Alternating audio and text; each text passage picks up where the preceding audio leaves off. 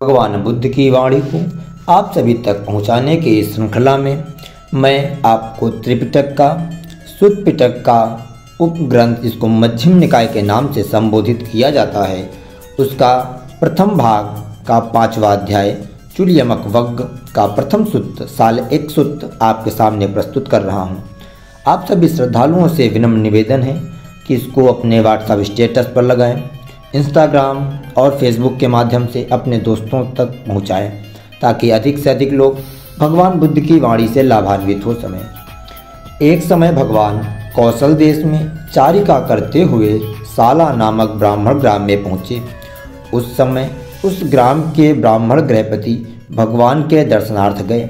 तब उनकी जिज्ञासा शांत करने के लिए भगवान ने उन्हें बतलाया कि कोई कोई प्राणी अधर्माचरण, विषम आचरण के कारण शरीर छोड़ने पर अपाय गति को प्राप्त होते हैं, और कोई कोई धर्माचरण, समतापूर्ण आचरण के कारण सुगति को।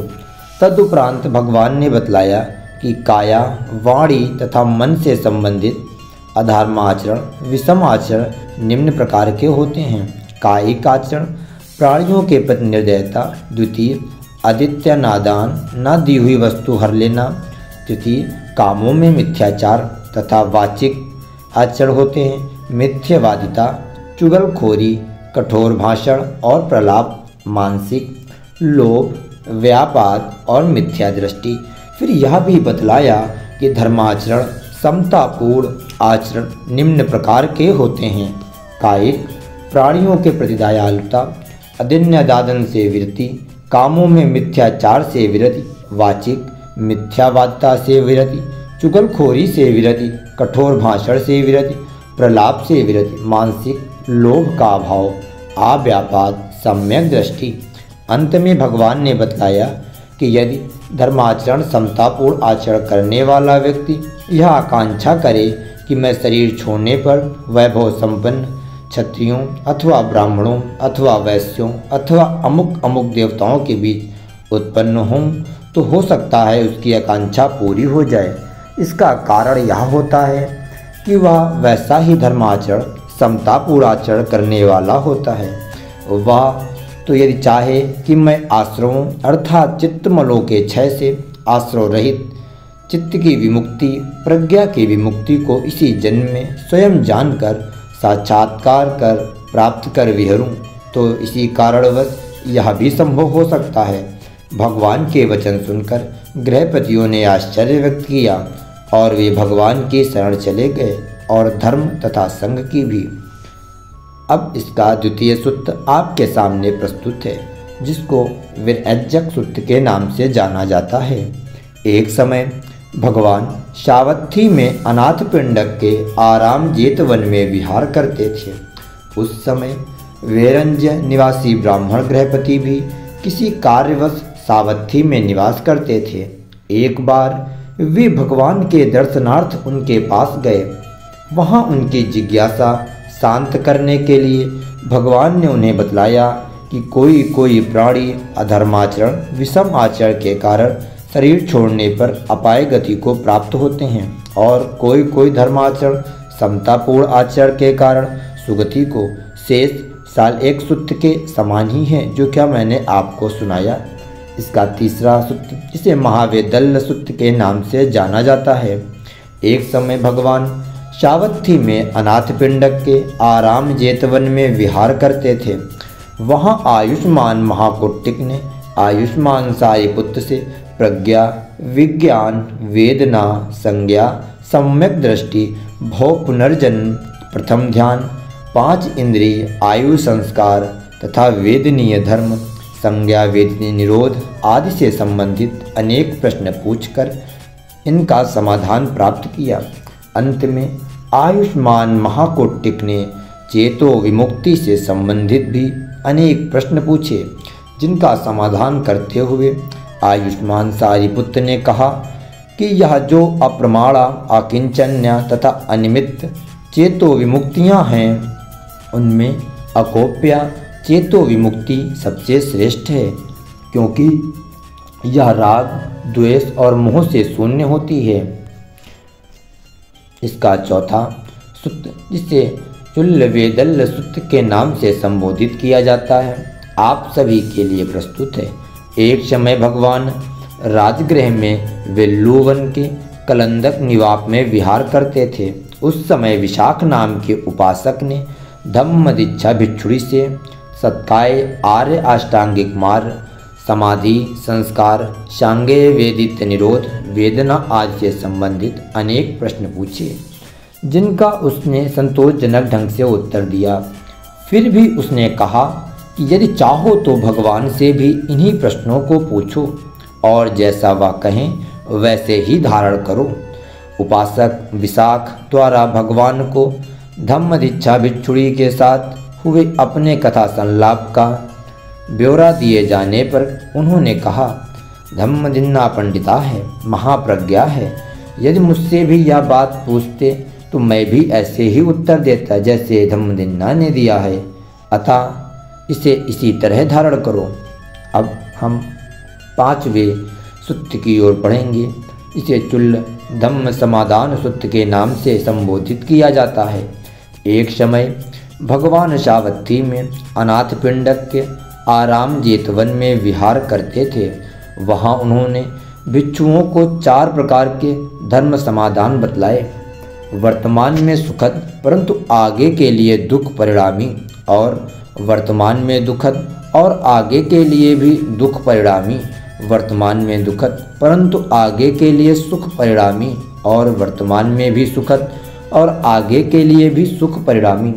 तदनंतर भगवान ने समझाया कि पहले धम्म समाधान के अंतर्गत व्यक्ति काम भोगों में डूबे रहते हैं और शरीर छोड़ने के बाद अपाय गति पाते हैं, दूसरे छोड़ने के बाद अपाय गति पाते हैं, और तीसरे धर्म समाधान के अंतर्गत वे स्वभाव से ही तीव्र राग, द्वेष एवं मोह वाले होकर दुख दौर्नष्ट को झेलते हुए भी परिपूर्ण परिशुद्ध ब्रह्मचर्य का आचरण करते हैं और शरीर छोड़ने पर सुगति पाते हैं।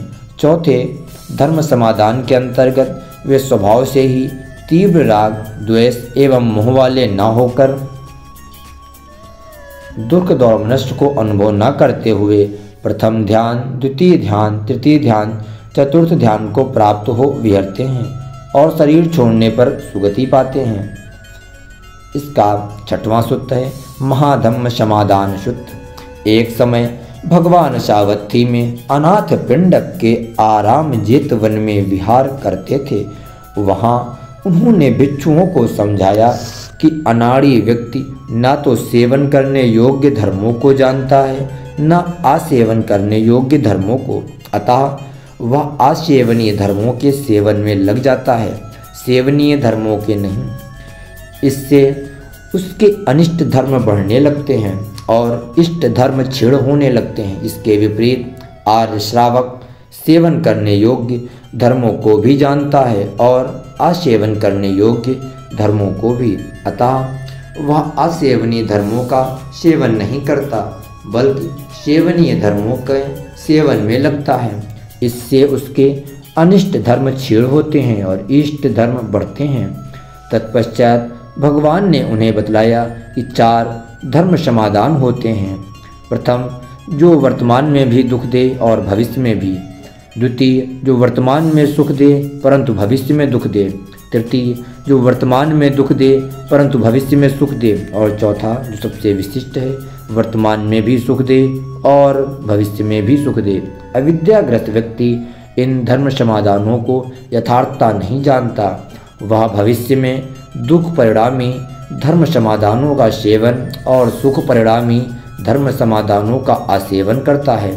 इसके फलस्वरूप उसके अनिष्ट धर्म बढ़ते हैं, इष्ट धर्म क्षीण होने लगते हैं। इसके विपरीत विद्या को प्राप्त हुआ व्यक्ति इन धर्म समाधानों को यथार्थतः जानता है। वह भविष्य में दुख परिणामी धर्म समाधानों का आसेवन और सुख परिणामी धर्म समाधानों का सेवन करता है। इसके फलस्वरूप उसके अनिष्ट धर्म क्षीण होते हैं और इष्ट धर्म बढ़ते हैं। इसके अनंतर भगवान ने इन धर्म समाधानों के उदाहरण भी दिए और उन्हें स्पष्ट करने के लिए उपमाएं भी कहीं। इसका अन्य सूत्र है विमंसक सुत, एक समय भगवान सावत्थी में अनाथ पिंडक के आराम जेतवन में विहार करते थे। वहाँ उन्होंने भिक्षुओं को बताया कि दूसरे के मन की बात न जानने वाले मीमांसक भिक्षु को तथागत के बारे में जांच करनी चाहिए कि वह सम्यक संबुद्ध है अथवा नहीं। इसके लिए मीमांसक को अपनी जांच के फलस्वरूप क्रमशः इन निर्णयों पर पहुंचना चाहिए। आँख और कान से जानने योग्य मलिन धर्म अर्थात पाप तथागत में नहीं है। आँख और कान से जानने योग्य पाप पुण्य मिश्रित धर्म तथागत में नहीं है। आँख और कान से जानने योग्य अवदात धर्म अर्थात पुण्य तथागत में हैं। यह दीर्घ काल से इस कुशल धर्म से युक्त है, हाल ही में युक्त नहीं हुए हैं। यह ख्याति प्राप्त यश प्राप्त है और इनमें कोई दोष नहीं आए हैं। यह भय से नहीं बिना भय के विरक्त हुए हैं और राग के क्षय के कारण वीतराग होने से काम भोगों का सेवन नहीं करते हैं। इसके पश्चात मीमांसक को तथागत से भी पूछना चाहिए कि उनमें आँख और कान से जानने योग्य मलिन धर्म अर्थात पाप पुण्य मिश्रित धर्म अवदात धर्म पुण्य क्या है।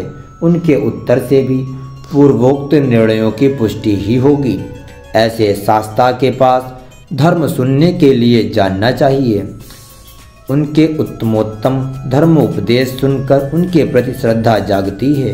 भगवान सम्यक संबुद्ध हैं, उनका धर्म सुआख्यात है, उनका श्रावक संग सुप्रतिपन्न है। जब किसी व्यक्ति में तथागत के प्रति इन व्यंजनों से दर्शक मूल जड़ श्रद्धा उत्पन्न होती है, तब वह किसी भी श्रमण ब्राह्मण देव मार ब्रह्मा अथवा लोक में किसी भी व्यक्ति द्वारा हटाई नहीं जा सकती। 7वां सूत्र है कौशंबिक सूत्र। कौशंब्य सूत्र, एक समय भगवान के कौशंबी के घोषित राम में विहरते समय कौशंबी में भिक्षु परस्पर कलह एवं विवाद करते थे।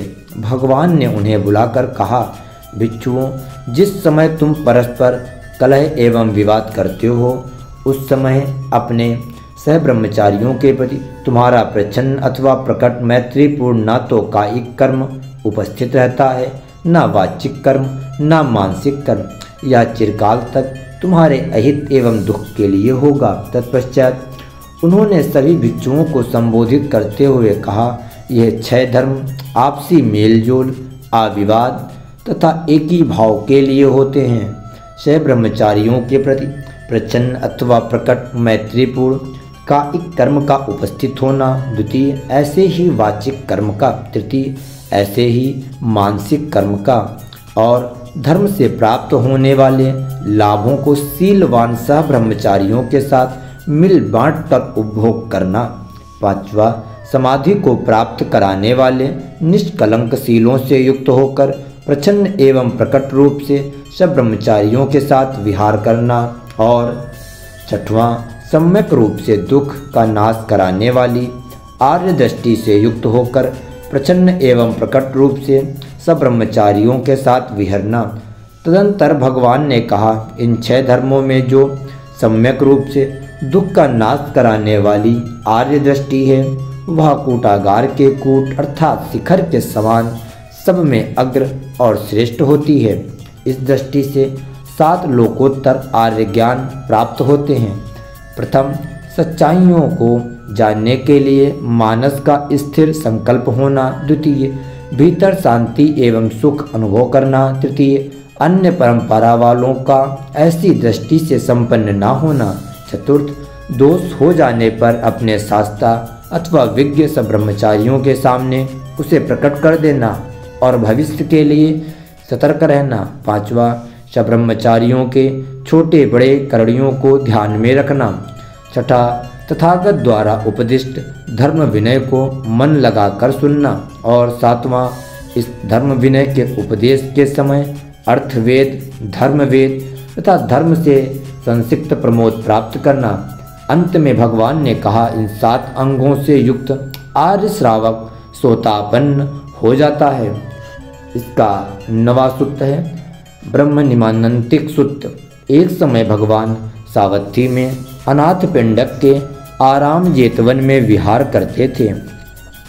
वहाँ उन्होंने भिक्षुओं को संबोधित करते हुए कहा, भिक्षुओं, एक समय मेरे उकठा ने सुभग वन में विहरते समय बक नामक ब्रह्मा को यह पापपूर्ण दृष्टि उत्पन्न हुई।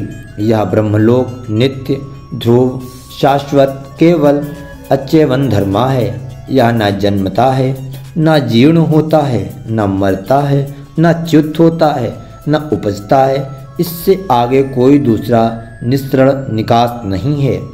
तब मैं अपने चित्त से बक ब्रह्मा के चित्त की बात जानकर वहीं अंतर्धान होकर उस ब्रह्मलोक में जा प्रकट हुआ और उसे कहा कि तुम अविद्या में पड़े हो, जो अनित्य को नित्य, अध्रुव को ध्रुव, अशाश्वत को शाश्वत, अकेवल को केवल, च्वयं धर्मा को अच्वयं धर्मा कहते हो, और जो जन्मता है, जीर्ण होता है, मरता है, च्युत होता है, उपजता है, उसे कहते हो यह न जन्मता है, न जीर्ण होता है, न मरता है, न च्युत होता है, न उपजता है, और आगे निस्सरण निकास होने पर यह भी कहते हो इससे आगे कोई दूसरा निस्सरण नहीं है। ब्रह्मा, मैं तुम्हारी गति और प्रभाव को जानता हूँ कि तुम कैसे महान रिद्धि वाले महानुभाव एवं महाशक्तिशाली हो, पर दूसरे भी काय लोक समूह हैं जिन्हें तुम न जानते हो न देखते हो, किंतु मैं उन्हें जानता देखता हूँ। तुम अवश्य नामक लोक से च्युत होकर यहाँ उत्पन्न हुए हो। यहाँ बहुत लंबा निवास करने से तुम्हें उसकी स्मृति नहीं है, पर मैं उसे जानता और देखता हूँ। ऐसे ही शुभकिर्ण, विफल, अभिभू नाम के लोक हैं जिन्हें तुम न जानते हो न देखते हो, पर मैं उन्हें जानता देखता हूँ। इस प्रकार मैं अभिज्ञा अर्थात ज्ञान में तुम्हारे से बढ़कर हूँ। ब्रह्मा, मैंने पृथ्वी, जल, अग्नि, वायु आदि को इन्हीं सही स्वरूप में जानकर इनसे आसक्ति नहीं की और इनसे परे की सच्चाई निर्वाण को भी जाना। इससे भी मैं अभिज्ञा में तुम्हारे से बढ़कर हूँ। तब तक ब्रह्मा ने मुझे अंतर्धान करने की चेष्टा की, परंतु वह इसमें सफल नहीं हो पाया। इस पर मैंने बक से कहा, यदि तुम चाहो तो मैं तुम्हें अंतर्धान करूं। उसकी स्वीकृति मिलने पर मैंने इस प्रकार का रिद्धि बल प्रयोग किया जिससे ब्रह्मा, ब्रह्म परिषद और ब्रह्म पार्षद मेरे शब्द सुनते थे पर मुझे देख नहीं पाते थे। उस समय मैंने यह गाथा कही, भविष्य में भय को देख और भव को विभव का इच्छुक देख। मैंने भव का स्वागत नहीं किया और नंदी अर्थात तृष्णा को स्वीकार नहीं किया। मेरी महान रिद्धिमत्ता और महानुभावता को देखकर ब्रह्मा, ब्रह्म परिषद तथा ब्रह्म पार्षद आश्चर्यचकित हो गए और कहने लगे कि शाक्य कुल से प्रवजित श्रमण गौतम के समान कोई दूसरा श्रमण अथवा ब्राह्मण हमने इससे पहले नहीं देखा। तब पापी मार ने एक ब्रह्म पार्षद में अविष्ट हो मुझे दूसरों को धर्मोपदेश देने से हतोत्साहित किया। इस पर मैंने उससे कहा कि मैं तुम्हें पहचानता हूँ, तू पापी मार है। तुझे लगता है कि श्रमण गौतम के धर्मोपदेश से लोग तेरे चंगुल से बाहर निकल जाएंगे, इसलिए मुझे हतोत्साहित करता है। यह सुत मार्ग के प्रलोभन में न पड़ने और ब्रह्मा के निमंत्रण से कहा गया है, अतः इसका नाम ब्रह्म निमंत्रणिक पड़ा। इस प्रकार से यह सूत्र भी समाप्त होता है। इसका जो अंतिम सूत्र मार्तजनीय सूत्र है वह आपके सामने प्रस्तुत है। एक समय आयुष्मान महामुगलान भग्ग देश में सुसुमारगिरी के बेशक्लवान मृगदाय में विहार करते समय टहल रहे थे। उस समय पापी मार उनके पेट में घुसा था। आयुष्मान महामुगलान को ऐसा हुआ कि क्यों मेरा पेट गुड़गुड़ा रहा है। तब वह विहार में प्रवेश कर बिछे आसन पर बैठ अपने मन में इसका कारण खोजने लगे। उन्होंने पापी मार को पहचान लिया और उसे कहा, निकल, पापी मत तथागत या उसके श्रावक को सता मत, यह चिरकाल पर्यंत तेरे लिए अहितकर दुखप्रद हो। तत्पश्चात आयुष्मान महामुगलान ने मार को बतलाया, भूतकाल में मैं दूसरी नाम का मार था, तू मेरा भांजा था। उस समय भगवान ककुसंद अरहंत सम्यक संबुद्ध लोक में उत्पन्न हुए थे। विदुर और संजीव उनके मुख्य श्रावक युगल थे। दूसरी मार शीलवान कल्याण धर्मा भिक्षुओं की गति अगति को नहीं जानता था, अतः ब्राह्मण गृहपतियों को ही उकसाता रहता था, जिससे उनके माध्यम से उसे उन भिक्षुओं को गिराने का अवसर मिलता रहे। एक बार भगवान ककुसंध आयुष्मान विदुर को पीछे ले ग्राम में भिक्षा के लिए प्रविष्ट हुए। तब दूसरी मार ने एक बालक में अविष्ट हो एक कंकड़ ले उसे आयुष्मान विदुर के सिर पर दे मारा, जिससे उनका सिर फट गया। फिर भी आयुष्मान विदुर भगवान का अनुगमन करते रहे। तब भगवान ने नाग अवलोक ना किया। इस अवलोक ना मात्र से दूसरी मार अपने स्थान से च्युत हो महानरक में उत्पन्न हुआ और वहाँ सहस्त्रों वर्षों तक पकता रहा।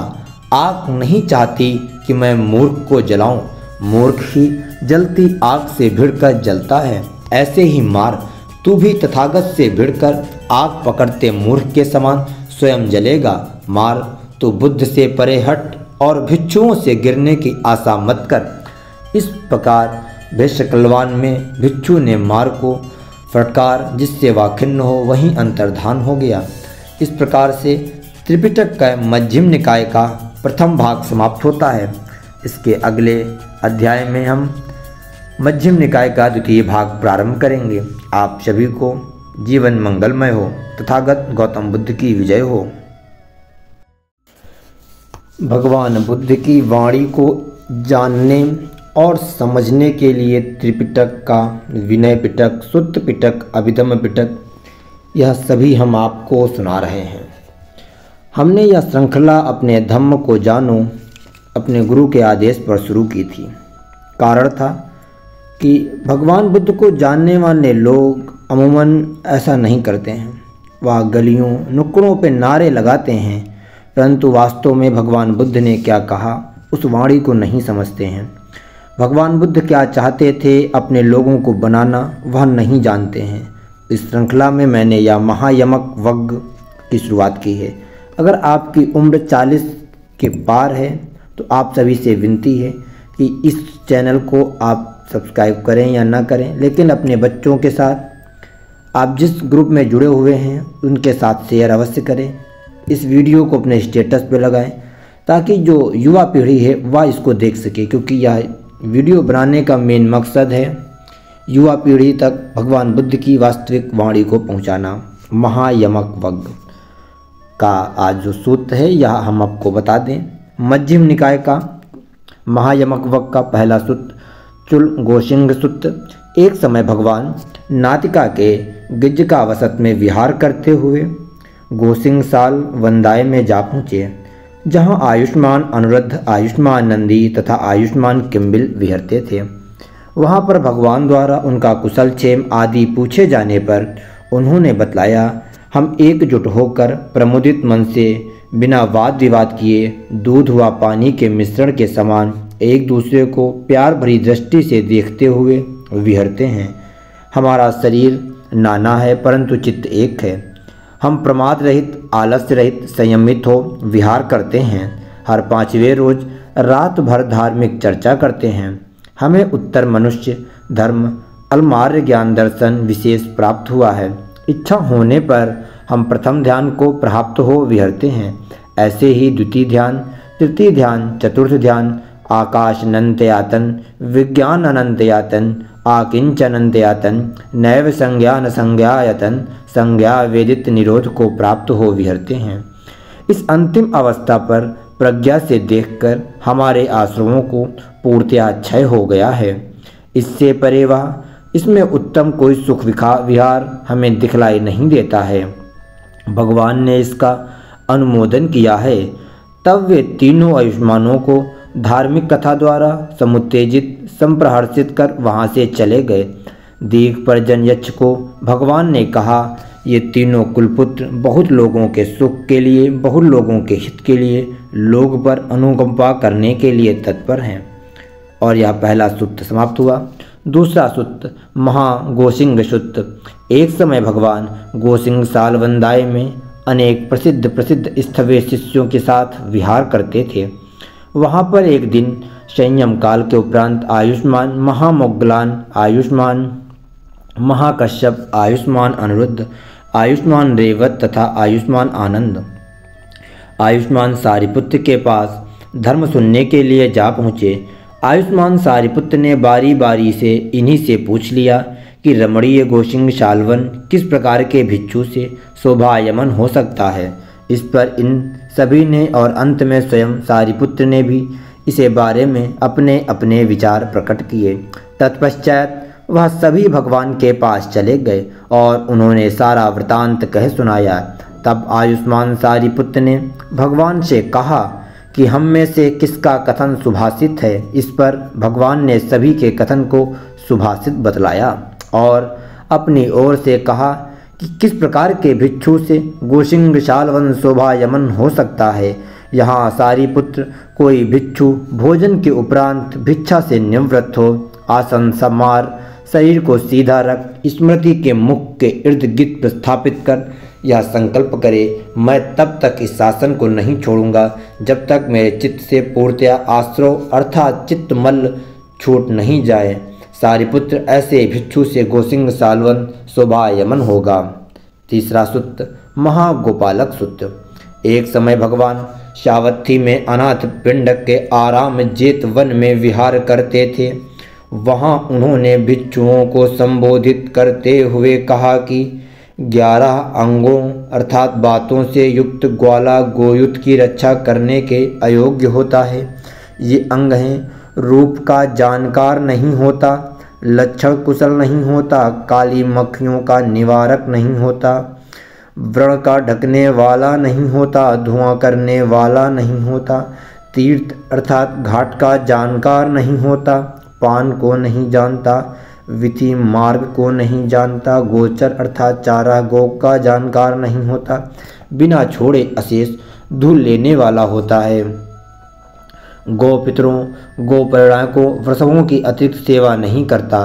तदंतर भगवान ने कहा कि 11वें अंग के अंतर्गत गो पितरों गो परिणामकों के स्थान पर संघ पितरों संघ परिणामकों का अध्यायार करने पर इन्हीं 11 अंगों से युक्त भिक्षु भी इस धर्म विनय में वृद्धि पाने के अयोग्य होता है।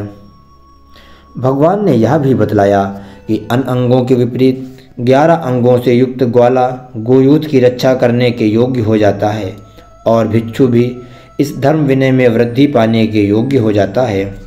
भगवान ने भिक्षु के संदर्भ में इन अंगों की व्याख्या करते हुए स्पष्ट किया कि 4 महाभूतों की यथार्थता जानकारी होना रूप को जानना है, कर्म लक्षण से कोई बाल होता है और कोई पंडित, इसकी यथार्थता जानकारी होने से लक्षण कुशल होता है, उत्पन्न हुए कुशल धर्मों का स्वागत न करने वाला, काली मक्खियों का निवारक होता है, इंद्रियों का शमन करने वाला, व्रण को ढकने वाला होता है, सुने जाने अनुसार दूसरों को विस्तार से धर्म का उपदेश करने वाला, धुआं करने वाला कहलाता है, बहुश्रुत भिक्षुओं के पास समय समय पर जाकर प्रश्न पूछने वाला, तीर्थ का जानकार होता है, धर्म विनय के उपदेश के समय अर्थ वेद धर्म प्रमोद को पाने वाला, पान का जानकार होता है, आर्य अष्टांगिक मार्ग को यथार्थतः जानने वाला, विधि का जानकार होता है, चारों स्मृति प्रस्थानों को यथाभूत ज्ञाता,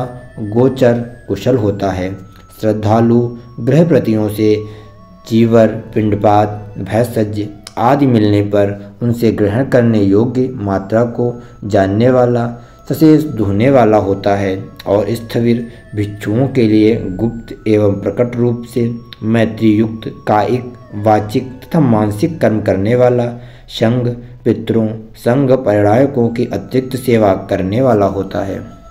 और यहाँ से यह सूत्र समाप्त हुआ। अपने धर्म को जानो कि इस श्रृंखला में आज हम मध्यम निकाय का चुल गोपालक सूत्र आपके सामने रखेंगे। आप सभी श्रद्धालुओं से विनम्र निवेदन है कि वीडियो को पूरा देखें, भगवान बुद्ध ने जो कहा उसको अपने अंदर समाने दें। चुल गोपालक सूत्र।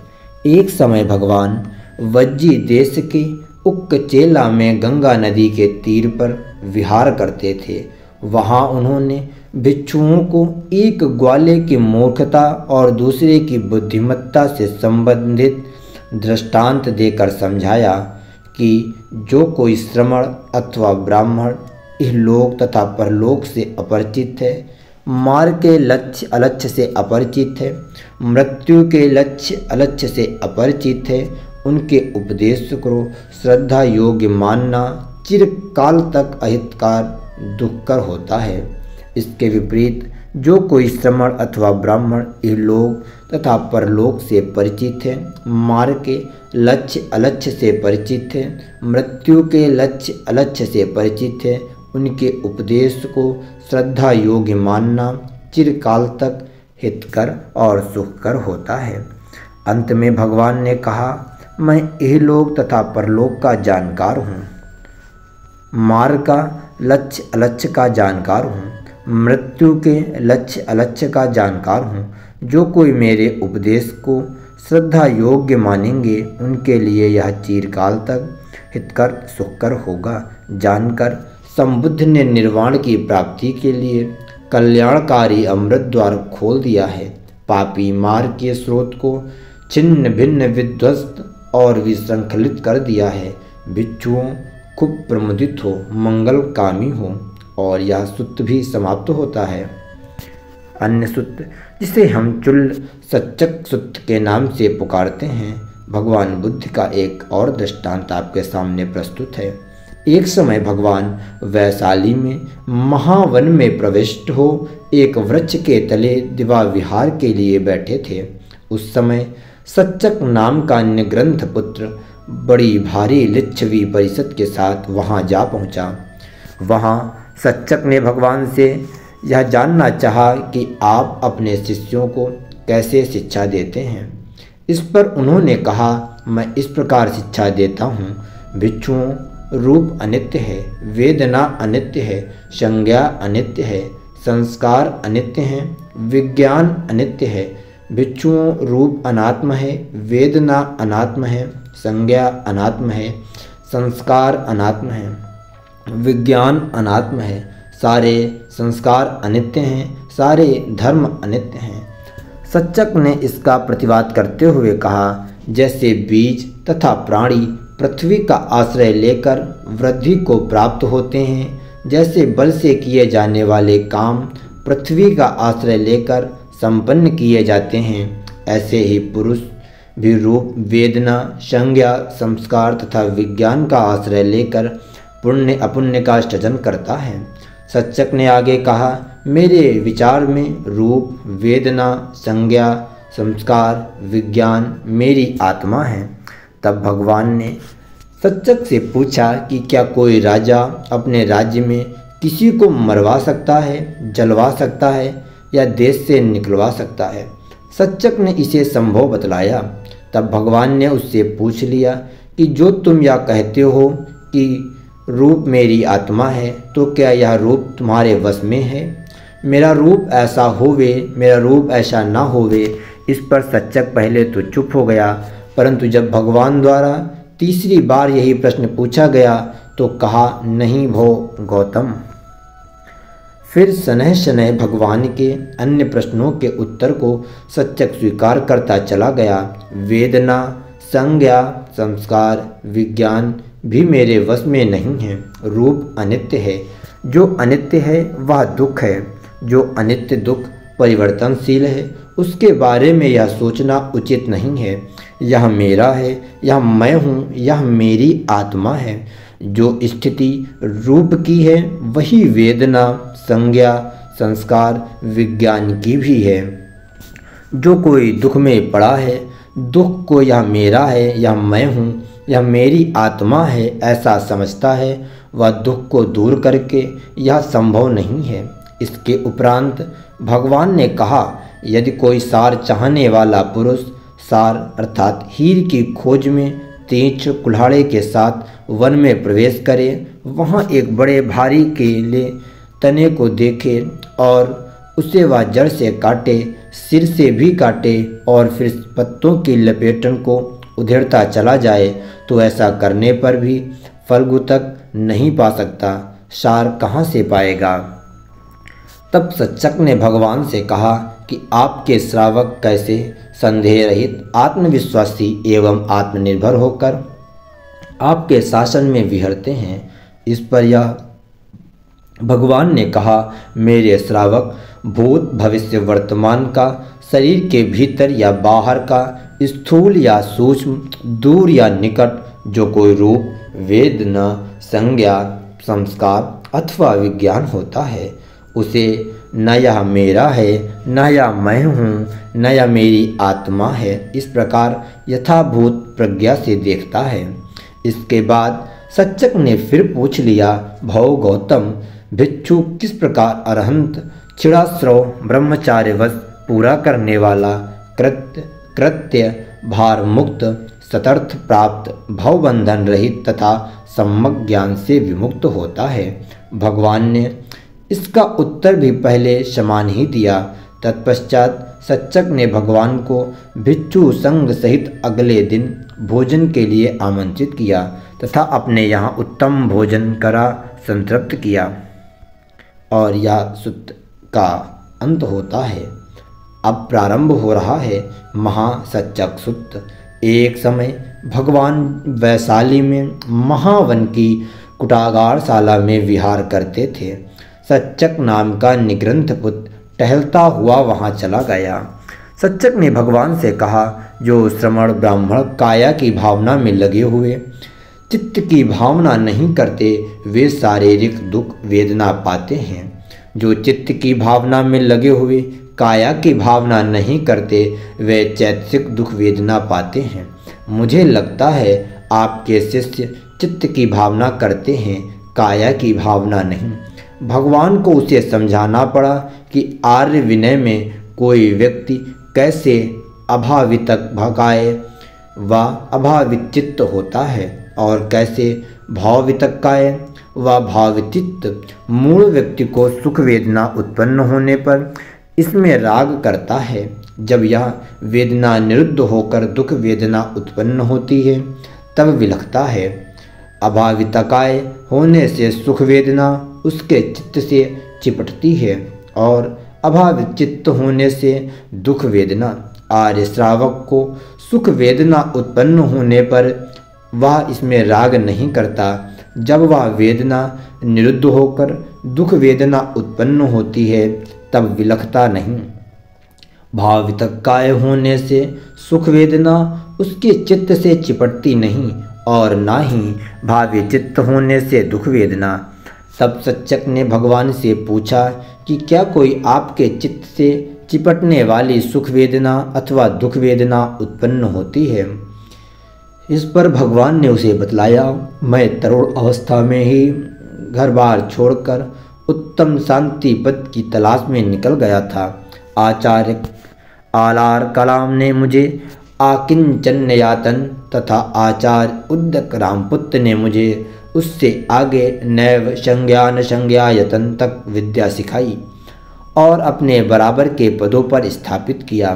परंतु चूँकि इनके द्वारा सिखाए गए धर्म ना तो निर्वेद, न विराग, न निरोध, न उपस्म, न अभिज्ञा, न संबोध और न निर्वाण के लिए थे, अतः मैं इन्हें अपर्याप्त जानकर फिर उत्तम शांति पद की खोज में निकल गया। वहाँ से चारिका करते हुए मैं मगध में उरुवेला सेना निगम में पहुँचा, जो अत्यंत रमणीय और ध्यान के लिए अत्यंत उपयुक्त स्थान था। वहाँ मैंने दांतों पर दांत रखकर जिह्वा द्वारा तालू को दबाकर चित्त का चित्त से निग्रह किया। इससे मेरी कांख में पसीना छूटता था। फिर मैंने श्वास रहित ध्यान करना शुरू किया। इससे शरीर पर अनेक प्रकार के उपद्रव प्रकट होने लगे और मैं मृत समान हो गया। परंतु हर अवस्था में मेरा वीर दबने वाला न था। मेरी स्मृति अमुसित थी और काया तत्पर थी, परंतु साधना से पीड़ित होने के कारण अशांत हो जाती थी। ऐसे में भी उत्पन्न हुई दुख वेदना मेरे चित्त से नहीं चिपटती थी। तब एक बार मैंने आहार को बिल्कुल छोड़ देने का सोचा, फिर थोड़ा थोड़ा आहार लेना आरंभ कर दिया। उस समय मेरा शरीर दुर्बलता की चरम सीमा तक पहुंच चुका था। मेरे पीठ के कांटे और पेट की खाल आपस में सट गए थे। उस समय मुझे लगता था कि जो कोई श्रमण अथवा ब्राह्मण तप करके दुखपूर्ण तीव्र कठोर कटुवेदना अनुभव करते रहे हैं, कर रहे हैं अथवा करेंगे, वे इससे अधिक नहीं हो सकती। परंतु इस दुष्कर कारिका से भी मुझे उत्तर मनुष्य धर्म अलमार ज्ञान दर्शन विशेष की उपलब्धि नहीं हुई। तब मैंने सोचा कि क्या बोधि प्राप्त करने का कोई अन्य उपाय भी हो सकता है। तब मैंने स्थूल आहार ग्रहण कर सबल हो प्रथम ध्यान में विहरने का उपक्रम किया, फिर द्वितीय ध्यान, तृतीय ध्यान, चतुर्थ ध्यान को प्राप्त विहरने लगा। इन दोनों ध्यानों के समय उत्पन्न हुई सुख वेदना मेरे चित्त से नहीं चिपटती थी। फिर एकाग्र हुए नितांत शुद्ध उपक्लेश रहित मृदु अडोल चित्त को विभिन्न उद्देश्यों के लिए नवाने पर मुझे पूर्व निवासों की स्मृति उभर आई। कर्मानुसार प्राणियों की च्युति एवं उत्पत्ति का ज्ञान होने लगा। आश्रमों के क्षय का ज्ञान होने से स्पष्ट हो गया कि जन्म समाप्त हो गया, ब्रह्मचार्यवश पूरा हुआ, जो करना था सो कर लिया, इससे परे यहाँ आना नहीं है। इस प्रकार प्रमाद रहित उद्योगशील तथा आत्मसंयमी होकर विहार करते हुए मेरी अविद्या नष्ट हुई, विद्या उत्पन्न हुई, अंधकार नष्ट हुआ, प्रकाश उत्पन्न हुआ। ऐसे में उत्पन्न हुई सुख वेदना भी मेरे चित्त से नहीं चिपटती थी। इसके उपरांत सच्चक ने फिर भगवान से पूछ लिया, क्या आप दिन को सोते हैं? इस पर भगवान ने कहा, मैं ग्रीष्म के अंतिम मास में भोजन के पश्चात भिक्षा से निपटकर चतुर्गुण संघाटी को बिछाकर दाहिनी करवट स्मृति संप्रज्ञान से युक्त हो सोता हूँ। सच्चक ने टिप्पणी की, इसे तो कोई कोई सम्मोह मूर्ता का विहार कहते हैं। भगवान ने स्पष्ट किया कि इतने से ही सम्मूढ़ या असम्मूढ़ नहीं होता। जिस किसी के समक्लेशिक पुनर्जन्म देने वाले कष्टकारक दुख परिणामी आश्रव नष्ट नहीं होते, वह सम्मूढ़ होते हैं। आश्रमों के नष्ट हो जाने से असम्मूढ़ होता है। तथागत के आश्रव उच्छिन्न मूल अभाव को प्राप्त भविष्य में उत्पन्न न होने योग्य सिर कटे ताड़ जैसे हो जाते हैं। अपने वास्तविक धम्म को जानने तथा भगवान बुद्ध की वास्तविक वाणी को पहचानने के इस श्रृंखला में, जिसमें मैं आपको त्रिपिटक के बारे में बता रहा हूँ, आज हम मध्यम निकाय का चूलतरहांग संख्यसूत्र आपको सुनाएंगे। आप सभी से विनम्र निवेदन है, अगर आपको वीडियो अच्छी लगे तो कमेंट में हमें अवश्य बताएं आप अन्य किस त्रिपिटक के बारे में सुनना और जानना चाहेंगे, तथा इस वीडियो का लिंक अपने व्हाट्सएप के स्टेटस पर लगाएं ताकि अन्य लोग भी भगवान बुद्ध की वाणी से लाभान्वित हो सकें। और भगवान बुद्ध के नारे लगाने से कोई बुद्ध नहीं हो जाता। इसके लिए आप सभी को भगवान बुद्ध की कही गई वास्तविक वाणी, जिसे हम त्रिपिटक के रूप में संजो के रखे हैं, उन सभी का अध्ययन करना होगा। तो चलिए शुरू करते हैं। चूलतरहांग संख्यसूत्र। एक समय भगवान सावत्थी में मिगार माता के प्रसाद पुब्बाराम में विहार करते थे। देवेंद्र शक्र ने वहां जाकर भगवान से पूछा, भंते भिक्षु कैसे संक्षेप में तृष्णा के क्षय हो जाने से विमुक्त हो, अत्यंत निष्ठावान, अत्यंत ब्रह्मचारी, पराकाष्ठा पर पहुंचा हुआ देवों और मनुष्यों में श्रेष्ठ हो जाता है। भगवान ने प्रत्युत्तर दिया, देवेंद्र भिक्षु यह सुना होता है, सभी धर्मों में अभिनिवेश राग नहीं करना चाहिए। इससे वह सारे धर्मों की भली भांति परिपूर्णता से जान लेता है और तब सुखद दुखद अथवा अदुखद असुखद जिस किसी वेदना का अनुभव करता है, उसमें अनित्य अनुदर्शी, विराग अनुदर्शी, निरोध अनुदर्शी, प्रतिनिसर्गानुदर्शी होकर विहार करता है। ऐसा करते हुए वह लोक इंद्रिय जगत में कुछ भी ग्रहण नहीं करता। कुछ भी ग्रहण नहीं करने से उत्तेजित नहीं होता। उत्तेजित नहीं होने से इसी शरीर में परिनिर्वाण को प्राप्त हो जाता है और प्रज्ञापूर्वक जानने लगता है। जन्म समाप्त हुआ, ब्रह्मचार्यवश पूरा हुआ, जो करना था सो कर लिया, इससे परे यहाँ आना नहीं है। इस प्रकार भिक्षु संक्षेप में तृष्णा के क्षय हो जाने से विमुक्त हो अत्यंत निष्ठावान, अत्यंत योगक्षेम वाला, अत्यंत ब्रह्मचारी, पराकाष्ठा पर पहुँचा हुआ देवों और मनुष्यों में श्रेष्ठ हो जाता है। तत्पश्चात देवेंद्र भगवान के भाषण का अनुमोदन कर उन्हें प्रणाम कर प्रदक्षिणा करते हुए वहाँ से अंतर्धान हो गया। उस समय आयुष्मान महामुगलान ने भगवान के पास ही बैठे थे। उन्हें यह जानने की इच्छा हुई कि क्या उस यक्ष ने भगवान के भाषण को समझकर उसका अनुमोदन किया है अथवा बिना समझे ही। तब वह वहाँ से अंतर्धान होकर तामसिक देवलोक में प्रकट हुए और वहाँ देवेंद्र से भगवान को भाषित को सुनकर वापस लौटे। इस प्रकार यह सूक्त भी समाप्त होता है। 8वां सूक्त, जिसे हम महातृणा संख्य सूक्त के नाम से जानते हैं। एक समय भगवान सावथी में अनाथ पिंडक के आराम जेतवन में विहार करते थे। उस समय साती नाम के भिक्षु को यह पापपूर्ण दृष्टि उत्पन्न हुई। मैं भगवान द्वारा उपदिष्ट धर्म को ऐसे जानता हूँ कि वही विज्ञान संधावन संसरण करता है, कोई दूसरा नहीं। भगवान को यह मालूम होने पर उन्होंने उसे बुलवा कर कहा, मोघ पुरुष, तुमने किसको मुझे ऐसा उपदेश करते हुए सुना है? मैंने तो अनेक प्रकार से विज्ञान को प्रतीत्य समुत्पन्न प्रत्यय अर्थात कारण से उत्पन्न हुआ कहा है। प्रत्यय के बिना विज्ञान उत्पन्न नहीं हो सकता। तू बात को ठीक से न समझकर हम पर लांछन लगा रहा है और पाप कमा रहा है। यह दीर्घकाल तक में तेरे अहित एवं दुख के लिए होगा।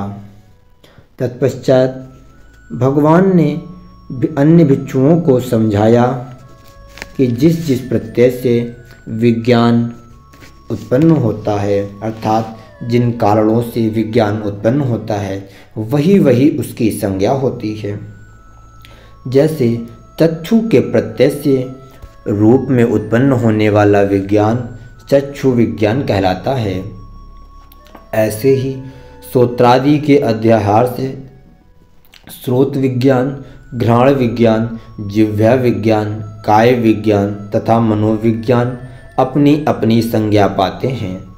तदंतर भगवान ने 5 स्कंदों और 4 प्रकार के आहारों का विश्लेषण करने के बाद कहा, भिक्षुओं, अविद्या के कारण संस्कार होता है, संस्कार के कारण विज्ञान और विज्ञान के कारण नाम रूप, नाम रूप के कारण षड्यायतन, षड्यायतन के कारण स्पर्श और स्पर्श के कारण वेदना, वेदना के कारण तृष्णा और तृष्णा के कारण उपादान, उपादान के कारण भव और भव के कारण जन्म, जन्म के कारण जरा मरण, शोक, विलाप, दुख, दोर्मनस्य और उपायस अर्थात परेशानी होती है।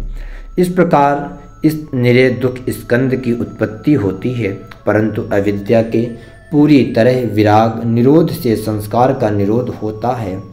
संस्कार के निरोध से विज्ञान, विज्ञान के निरोध से नाम रूप, नाम रूप के निरोध से षड्यायतन, षड्यायतन के निरोध से स्पर्श, स्पर्श के निरोध से वेदना और वेदना के निरोध से तृष्णा, तृष्णा के निरोध से उपादान, उपादान के निरोध से भव, भव निरोध से जाति जन्म, जाति के निरोध से जरा मरण, शोक, विलाप, दुख, दोर्मनष्ट तथा उपायस का निरोध होता है। इस प्रकार इस निरीह दुख स्कंद का निरोध हो जाता है। भगवान ने प्रश्नोत्तर के माध्यम से भिक्षुओं का यह हृदयंगम कराया। इसके होने पर यह होता है, इसके उत्पन्न होने से यह उत्पन्न होता है और इसी प्रकार इसके न होने पर यह नहीं होता है, इसका निरोध होने पर इसका निरोध होता है। तत्पश्चात भगवान ने बतलाया कि कैसे कोई कुमार इंद्रियों के परिपक्व हो जाने पर पहले खिलौने से खेलता है और फिर बड़ा होकर 5 प्रकार के काम गुणों का सेवन करता हुआ राग और द्वेष करने लगता है। वह वेदनाओं का अभिनंदन कर तृष्णा जनित उपादान से ग्रसित हो जाता है, जिससे क्रमशः निरे दुख स्कंद की उत्पत्ति होती है। फिर जब कभी संसार में कोई तथागत उत्पन्न होते हैं और कोई गृहपति उनके द्वारा साक्षात्कार किए गए धर्म के प्रति श्रद्धावान होकर आर्यशील स्कंद, आर्य इंद्रिय संवर, आर्य स्मृति संप्रज्ञान से युक्त हो ध्यान के लिए बैठें, पांचों निवरणों को चित्त से हटा क्रमशः प्रथम ध्यान से चतुर्थ ध्यान को प्राप्त हो विहरता है, तब वह चक्षु से रूप को देखकर प्रिय रूप में राग युक्त नहीं होता, न अप्रिय रूप से दोष युक्त होता है, बल्कि प्रमाण रहित चित्त के साथ कायिक स्मृति को बनाए रखता है। वह उस चित्त की विमुक्ति, प्रज्ञा की विमुक्ति को यथार्थतः जान लेता है, जिसमें उसके सारे अकुशल धर्म निरुद्ध हो जाते हैं। वह वेदनाओं का अभिनंदन नहीं करता, जिससे तृष्णा जनित उपादान का निरोध हो जाता है। उपादान का निरोध हो जाने से क्रमशः निरे दुख स्कंद का निरोध हो जाता है। अंत में भगवान ने कहा, भिक्षुओं, मेरे द्वारा संक्षेप में कही गई इस तृष्णा संचय विमुक्ति को धारण करो और साथी को तृष्णा के माया जाल में फंसा हुआ जानो। इस प्रकार यह सूत्र भी समाप्त होता है। सूत्र नंबर 9, जिसे महाअस्तपुर सूत्र के नाम से जाना जाता है। एक समय भगवान अंग देश में अस्तपुर नाम के निगम में विहार करते थे। वहाँ उन्होंने भिक्षुओं को समझाया कि वे सही अर्थ में श्रवण कैसे कहला सकते हैं। भगवान ने कहा कि श्रवण भाव के लिए केवल लज्जाशील और संकोचशील होना ही पर्याप्त नहीं है, इससे आगे भी यह सीखना होता है। कायिक आचरण की परिशुद्धता, वाचिक आचरण की परिशुद्धता, मानसिक आचरण की परिशुद्धता, आजीविका की परिशुद्धता, इंद्रिय संवर, भोजन की मात्रकता, जागरण में तत्परता, स्मृति संप्रज्ञान से युक्तता। भगवान ने कहा कि इसके पश्चात भिक्षु एकांतवास करता हुआ ध्यान करने के लिए बैठता है और पांचों निवरणों से चित्त का परिशोधन करता है। फिर प्रथम ध्यान से लेकर चतुर्थ ध्यान को प्राप्त हो विहरता है। तदंतर एकाग्र हुए नितांत शुद्ध उपक्लेश रहित मृदु अडोल चित्त को विभिन्न उद्देश्यों के लिए नवाने पर पूर्व निवासियों को स्मरण करता है। कर्मानुसार प्राणियों की च्युति एवं उत्पत्ति को जानने लगता है और आश्रमों के क्षय का यथार्थ ज्ञान हो जाने से वह प्रज्ञापूर्वक जानने लगता है। जन्म क्षीण हुआ, ब्रह्मचार्यवश पूरा हुआ, जो करना था सो कर लिया, इससे परे यहाँ आना नहीं है। अंत में भगवान ने कहा, ऐसा भिक्षु श्रमण भी कहलाता है, ब्राह्मण भी, स्नातक भी, वेदगु भी, क्षत्रिय भी, आर्य भी, अरहंत भी। उन्होंने यह भी स्पष्ट किया कि भिक्षु को ऐसा कहने के क्या कारण हैं। अंत में चुल अस्तपुर सूत्र या इस वीडियो का अंतिम सूत्र है। एक समय भगवान अंगदेश के अस्तपुर नाम के निगम में विहार करते थे। वहाँ उन्होंने भिक्षुओं को समझाया कि कोई भिक्षु कैसे श्रवणों के उपर्युक्त प्रतिपद पर आरूढ़ नहीं होता और कैसे आरूढ़ होता है।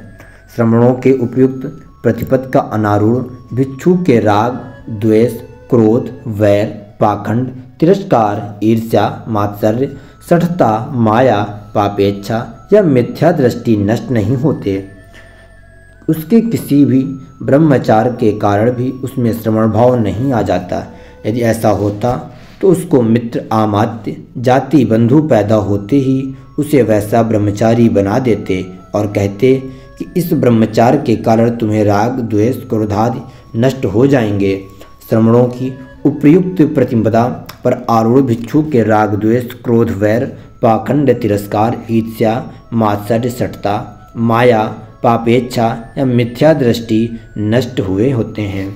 वह इन पापकारी अकुशल धर्मों से अपने पाप को विमुक्त देखता है। इससे उसमें प्रमोद जगता है। प्रमोद से प्रीति होती है।